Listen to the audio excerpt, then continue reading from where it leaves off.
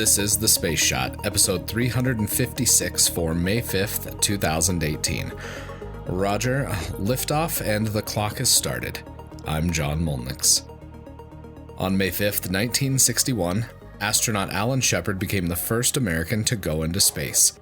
6, 5, 4, 3, 2, 1, 0. Liftoff. All right, liftoff, and the clock has started. You're on your way. Yes, sir. Reading you loud and clear. I'll send you. Shepard's flight in his Freedom 7 capsule lasted just 15 minutes, 28 seconds. America's first foray into space was this quick suborbital flight. This is Freedom 7. The fuel is go. 1.2 G. Cabin at 14 psi. Oxygen is go. I understand. Detect the air, okay. Shepard reached an altitude of 116 miles and flew a downrange distance of 303 miles. Freedom 7 is still go. How's you looking good?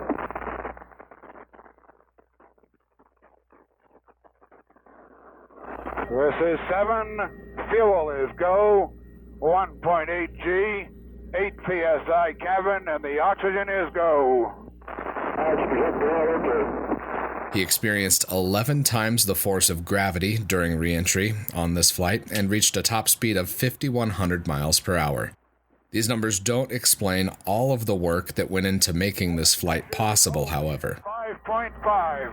Cabin holding at 5.5. I can understand. Cabin holding at 5.5. Fuel is go. 2.5 G. Cabin 5.5. Oxygen is go. The main bus is 24, and the isolated battery is 29. Right, read you 5 to 5. Detect the air, okay. Okay, it's a lot smoother now. A lot smoother. Roger. Shepard's Mercury Redstone 3 was the first crewed flight of the Mercury program. 7 here. Fuel is go. 4G. 5.5 cabin. Oxygen go. All systems are go. That's all systems go. Detect the air, okay. 5G.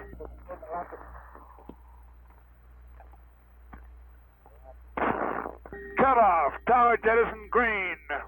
Roger now. Disarm.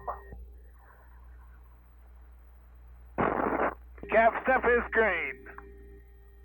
Periscope is coming out. And the turnaround has started. Numerous uncrewed flights had launched in the lead-up to this moment. A chimpanzee named Ham, plus uncrewed boilerplate capsules, were launched to help test various systems that would be used in an eventual human flight. Okay. Now. Okay, switching to manual pitch. As manual pitch. These early launches didn't always go how ground controllers thought they would. Back in episode 191, I talked about the infamous 4-inch flight of the Mercury Redstone 1 rocket. Switching to manual yaw. I can understand. Manual yaw.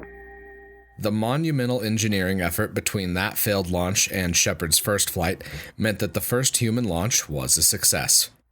Roger 3, okay. Yaw is okay. Switching manual roll.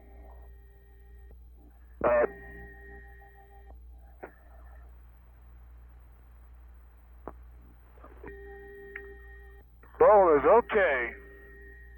Good, okay. Let's go to it. On the periscope, what a beautiful view. Cloud cover over Florida, 3 to 4 tenths near the eastern coast. Obscures up through Hatteras.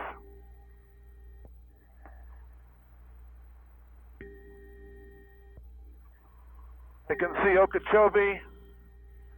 Identify Andros Island. Identify the reefs.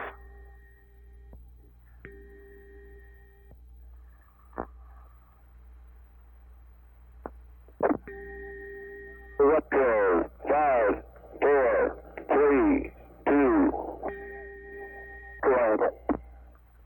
Start retro sequence. In retro attitude, hard green.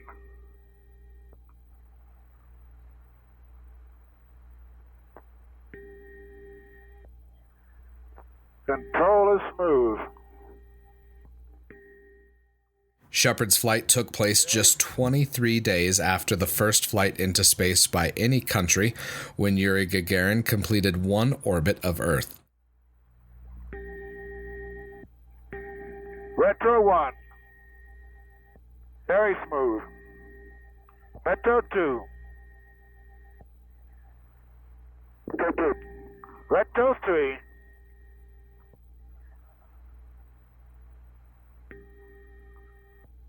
All 3 retros are fired. Okay, 3 retros have fired. Retro jettison is back to arm. The booster.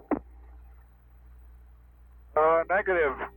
Shepard's flight may not have been an orbital one, but it did start the clock, so to speak, on human spaceflight for the United States. Switching fly-by-wire. Getting off the ground took a little bit longer than was planned, which meant that Shepard was placed in a bit of a difficult position in the lead up to this launch. He needed to use the restroom. Eventually, he ended up relieving himself inside his spacesuit. Thankfully, the suit's airflow meant that he dried out before launch, but that must have been quite uncomfortable in the lead up to launch. I do not have a light. I see the straps falling away. I heard a noise. I will use override. Override used. The light is green. Oh, roger. Eventually, at 9:34 a.m. Eastern Standard Time, Shepard rose from the pad at Launch Complex 5 at Cape Canaveral. Periscope is retracting. I'm on fly-by-wire going to re-entry attitude. The objectives for his flight were to, quote, 1. Familiarize man with a brief but complete spaceflight experience, including the liftoff, powered flight, weightless flight, approximately 5 minutes, re-entry, and landing phases of the flight. Switching ASCS normal. 2. Evaluate man's ability to perform as a functional unit during spaceflight by demonstrating manual control of a spacecraft attitude before, during, and after retrofire. 3. Study man's physiological reactions during spaceflight. And 4. Recover the astronaut and spacecraft. Shepard's flight may have been brief, but it was a necessary first step in the story of American spaceflight. Freedom 7, Capcom, how do you read HF? Roger, reading you loud and clear, HFT, call me. Freedom 7, Capcom, how do you read onset? Reading you loud and clear, HF, call me. Shepard went on to train for a Gemini mission after this historic flight, but a condition with his ear, Meniere's disease, grounded him from that Gemini flight. He underwent an experimental surgery that fixed his condition, which allowed him to fly on Apollo 14. For the rest of today, listen in to the rest of the launch audio from this short but important first mission for America. Tomorrow, InSight launches to Mars. Okay. Okay. Coming through loud and clear. Okay.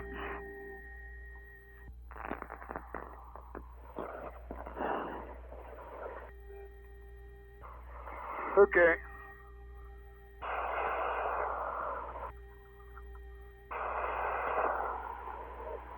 This is 7, okay.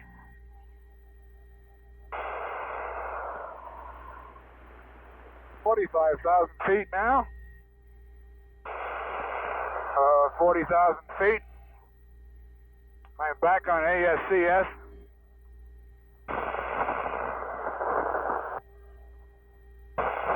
$35,000.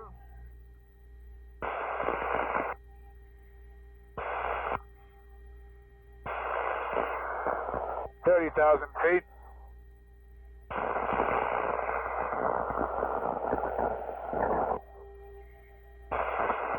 Capcom, how do you read now? Roger, Deke, reading you loud and clear, Javi. Switch over to GDI. Roger. The drogue is green at 21. The periscope is out. The drogue is out. Okay, at drogue deploy, I've got 70%. Auto, 90% manual. Oxygen is still okay.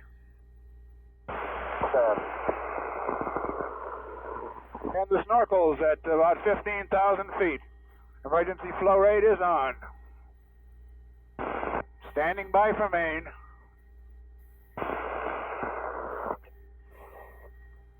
Main on green. Main chute is reefed. Main chute is green. Main chute is coming unreefed and it looks good. The main chute is good. Rate of descent is reading about 35 feet per second.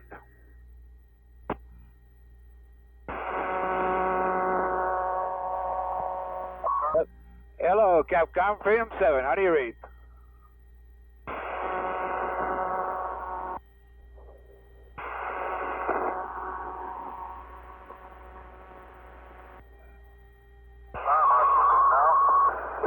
Hello, card file 23. This is Freedom 7. Do you read? Freedom 7, this is Indian Capcom. Do you read me?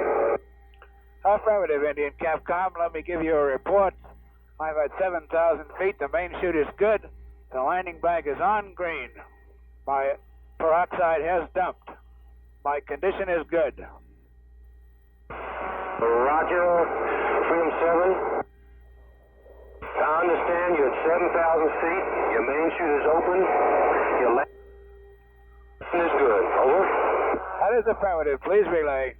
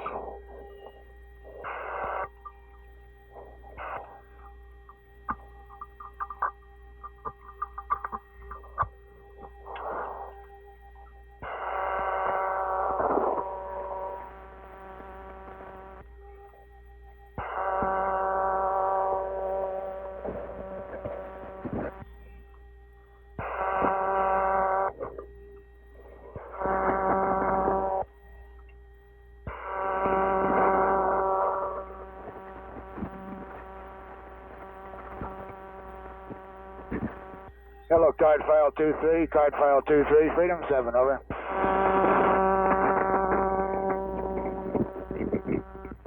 Freedom 7, this is card file 23, over. This is 7, relay back to Capcom, please. My altitude now 4,000 feet. Condition as before, the main chute is good. The landing bag has deployed, the peroxide has dumped. All right, you understand. Roll. Relay. 23.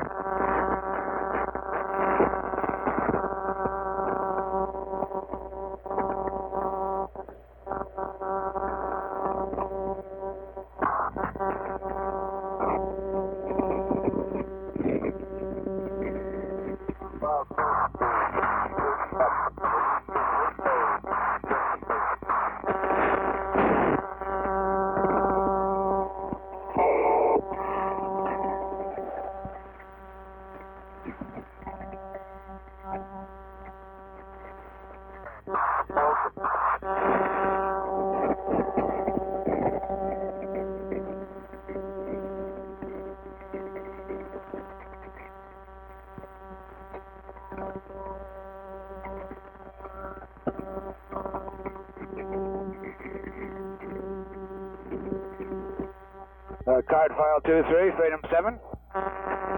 Go 7, this is 23. I'm about 1,500 feet now. The main chute still looks good. Rate of descent is indicating 30 feet per second. All right.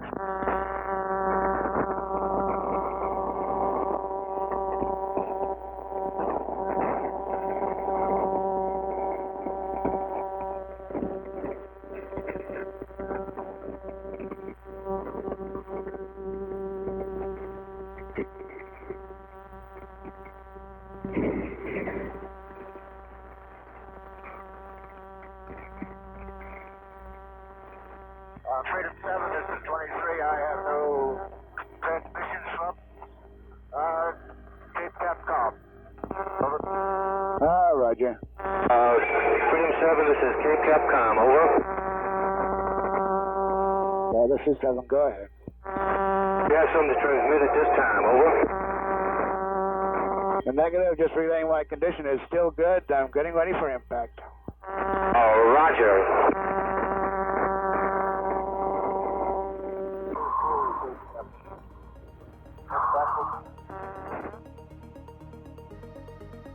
I hope all of you have a fantastic rest of your day. I appreciate each and every one of you that listen to the podcast every day. I'd be incredibly grateful if you could share the podcast with your friends and family. Tag one of them and let them know about your favorite episode. I'd also really appreciate it if you could venture into the Apple Podcasts app or your podcast app of choice and leave a review for The Space Shot. A steady stream of reviews helps ensure The Space Shot is more visible in the Apple Podcasts app. As always, the show notes have more information on today's episode. You can hit me up on Instagram and Twitter. Find me at John Molnix. I'm always up to chat. You can also connect with me on Facebook. Just search The Space Shot or check out the links in the show notes and you'll find me. I'm John Molnix, and I'll catch you on the flip side.